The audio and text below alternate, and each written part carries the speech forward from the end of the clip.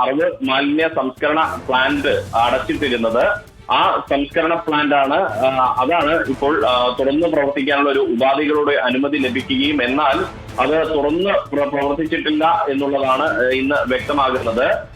കാരണം ഇന്ന് അവർ മാനേജ്മെന്റ് പറയുന്ന ഒരു കാര്യം, അവിടെ സാങ്കേതികമായ പരിശോധന നടക്കുകയാണ്.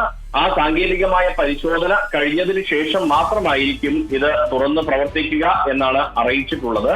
അതുകൊണ്ട് തന്നെ ഈ ഫ്രഷ് കട്ട് ഉടൻ തുറന്ന് പ്രവർത്തിക്കില്ല. ഇന്നലെ ജില്ലാ കളക്ടർ സ്നേഹിൽ കുമാർ സിംഗിന്റെ അധ്യക്ഷതയിൽ ചേർന്ന ജില്ലാതല ഫെസിലിറ്റേഷൻ ആൻഡ് മോണിറ്ററിംഗ് കമ്മിറ്റിയാണ് ഇത് സംബന്ധിച്ച ഒരു തീരുമാനം കൈക്കൊണ്ടിരുന്നത്.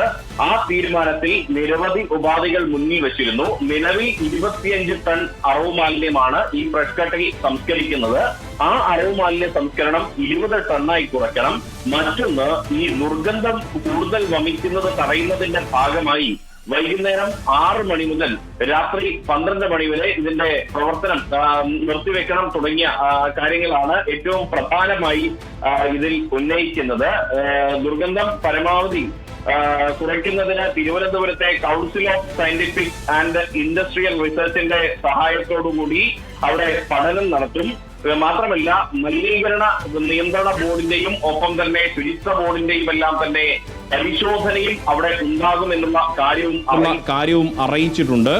ഇത്തരം നിബന്ധനകളെല്ലാം തന്നെയുണ്ട്. കൂടാതെ ഇവിടെ നിന്ന് ഇവിടേക്ക് വരുന്ന വാഹനങ്ങളുടെ വിശദാംശങ്ങളെല്ലാം തന്നെ അധികൃതരെ അറിയിക്കണം എന്ന ഒരു കർശന നിർദ്ദേശം നൽകിയിട്ടുണ്ട്.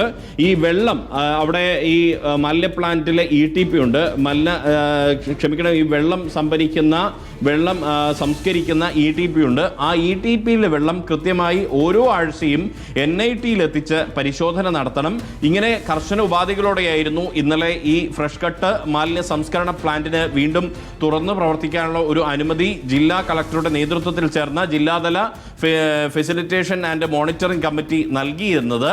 എന്നാൽ ഇന്ന് മുതൽ തുറന്ന് പ്രവർത്തിക്കുന്നില്ല എന്നുള്ളതാണ് മാനേജ്മെന്റ് അറിയിക്കുന്നത്. അതായത് ഉടൻ തുറന്ന് പ്രവർത്തിക്കുന്നില്ല. നിലവിൽ അവിടെ സാങ്കേതികപരമായിട്ടുള്ള പരിശോധനകൾ നടക്കുകയാണ്. ആ സാങ്കേതിക പരിശോധനകൾ പൂർത്തിയാക്കിയതിനു ശേഷമായിരിക്കും ഇത് തുറന്ന് പ്രവർത്തിക്കുക.